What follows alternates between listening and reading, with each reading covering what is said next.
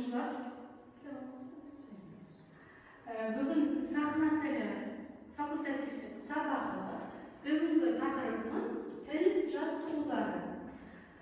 Біз білеміз, өлеңді мәнерлеп оқу үшін алдымен біз әрбір дыбысты нақты айтуымыз қажет. Әсіресе қазақтың қ, ң, ғ сияқты дыбыстарын өлең оқу барысында біз нақтылап тілімізге шығуын қадағалауымыз қажет. Ол үшін ең алдымен біз тіл жаттығуларын жасаймыз. Орнымыздан тұрайық. Мен сіздерге көрсетемін, сіздер қайталайсыздар. Бұл тіл жаттығулары біздің тілімізді жаттықтыру үшін қажет. Ең алдымен ернімізді алға шығарып, оң жаққа 5 рет, сол жаққа 5 рет бұрамыз. Яғни бұл жаттығуды айтқан кезде біздің мына жердегі аузымыздан әрбір дыбыстың анық шығуын қадағалаймыз. Бастадым.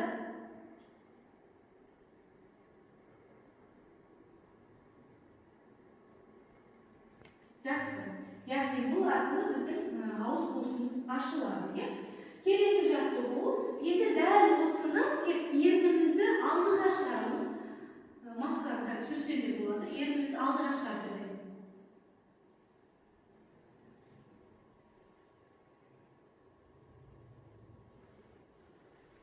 Жақсы. Аузымыз біраз ашылды, кетті. Енді әрі қарай ернімізді алдыға, артқа жылжытамыз.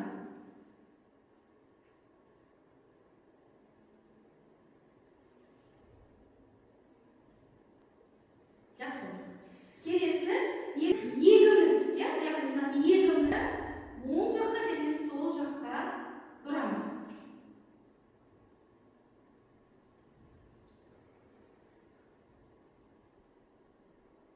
Келесі жағымыздың кейін ашылуы үшін біз а дыбысын айту керек. Ол үшін қарапайым сөздерді айтамыз. Ата. Қайталаймыз. Ата. Жағымызды кеңінен ашамыз. Апа. Апа. Ана. Ана. Жақсы. Отырыңыздар. Енді қараңыздаршы.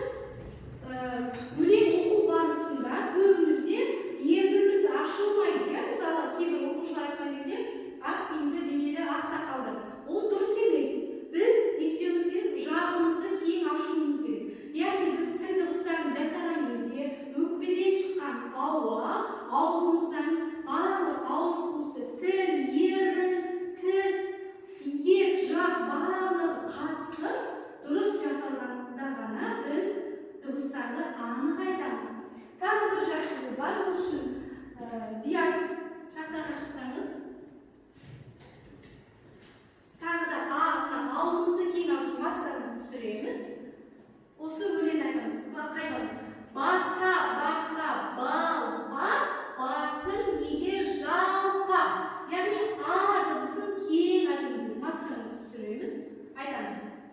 Бақа, бақа, балпақ, басың неге жалпақ. Дыбысын кеңінен айтамыз. Жақсы. Отыра қойды. Рахмет. Енді мысалы, әр дыбысты айтқан кезде өзінің ережелері бар. Соның кейбіреуіне тоқталайық. Мысалы, а дыбысын жаңа айтты, енді о дыбысын қараймыз. Жақ сүйектерінің ара қашықтығы аздап ашылады, ерін біршама алға тартылады және дөңгеленеді. Тілдің ұшы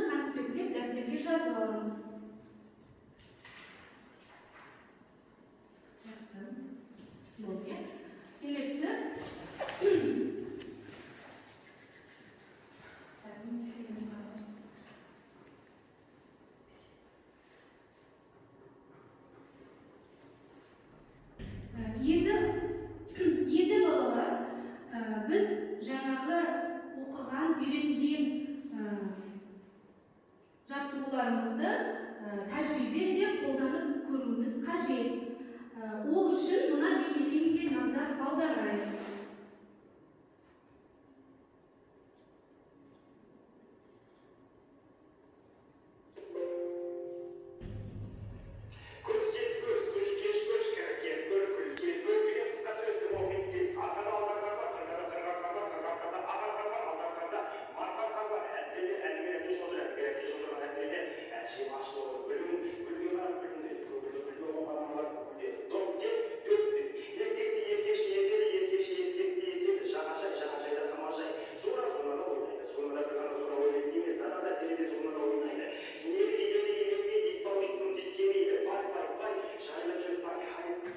Жақсы, яғни балалар бұл диктор, иә? Бұл неге бұндай жаттығуды жасап отыр деп ойлайсыз, Карим?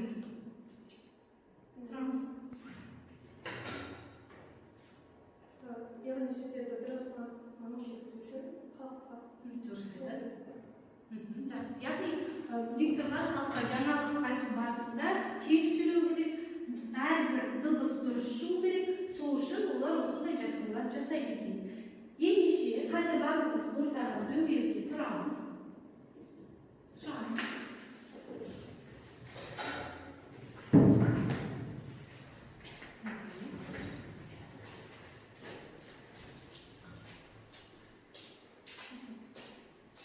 Арамызды ашамыз. Қазір мен кімге осы шарды лақтырамын, сол маған жаңылтпаш айтады. Түсінді ме? Қазақ халық ауыз әдебиетінің бір түрі жаңылтпаш. Не үшін балалар жаттаған? Ол ойы зерек болсын, есте сақтау қабілеті анық болсын, және кішкентай балаларға әрбір дыбысты анық айтуға бұл көмектеседі. Кеттік, Алена. Қаптайыз, қапты. Жақсы, дауысыз шығарамыз. Алена. Диас. Үш кіші ішік піштім, бес кіші ішік піштім, неше кіші ішік піштім. Өте жақсы, Алена. Әсем. Қыз кестетті, кестесін тістедік, кештедік. Жақсы, дауысыз қатты шығарамыз, Алена. Тақырбай, Қойдылай, жасауға жет Тақырбай. Тақырбай байқауларын толықшытыр, Тақырбай деген қай Тақырбай? Жақсы, өте жақсы балалар. Яғни бұл жаңылтпашты тез айтуға сіздерге не көмектеседі екен? Дыбыстарын дұрыс айту. Өте жақсы, отырыңыздар.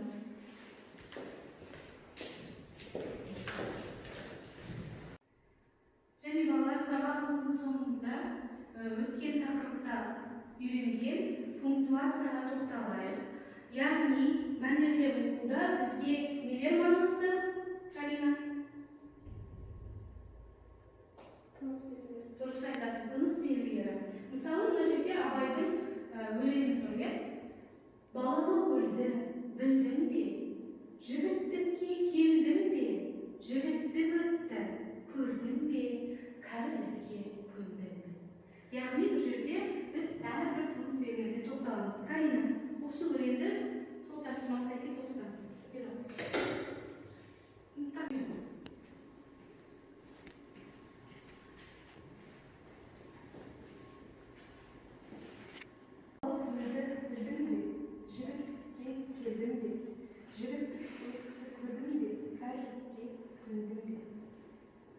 Жақсы, өте жақсы, отыра ғой.